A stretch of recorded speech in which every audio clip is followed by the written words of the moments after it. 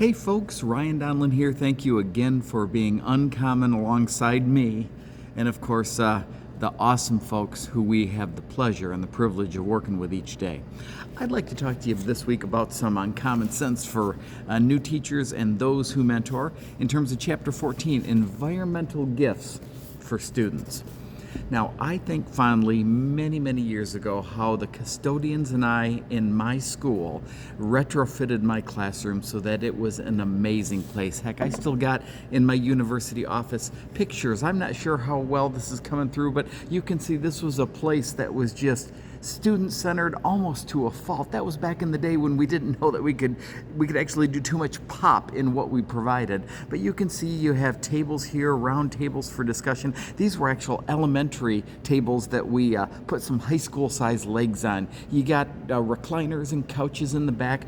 You had student desks who were dyads. You had some in rows. You had some that were individually tucked into the nooks and crannies and recesses, and I didn't know it at the time, but there was science that married my art, that supported why kids were learning even better in my environment with my environmental gifts. And here's what's going on.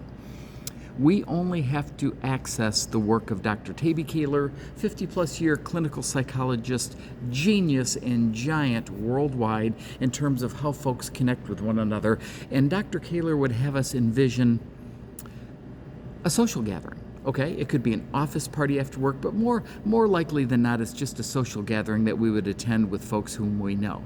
Now, don't we notice in social gatherings, let's say you have the host and the hostesses, and they open up their doors and folks come in, and you see people gravitating towards certain things. You see folks like me who might go off and find someone who they admire or respect, and we're a dyad. We're going to be talking one-on-one about different things, what's going on in our lives, what's important to us, current events, maybe even those sorts of things, but we have a tendency to stick with dyads.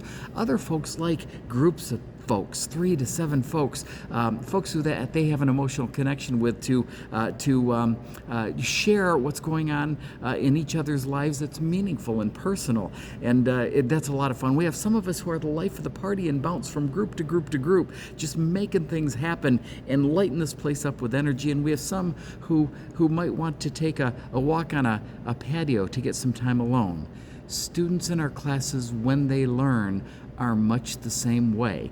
Can we connect a dinner party or a social gathering to what our students need in terms of how they learn best, either in isolation, in pairs, in groups, group to group? Folks, keep that in mind and enjoy environmental gifts.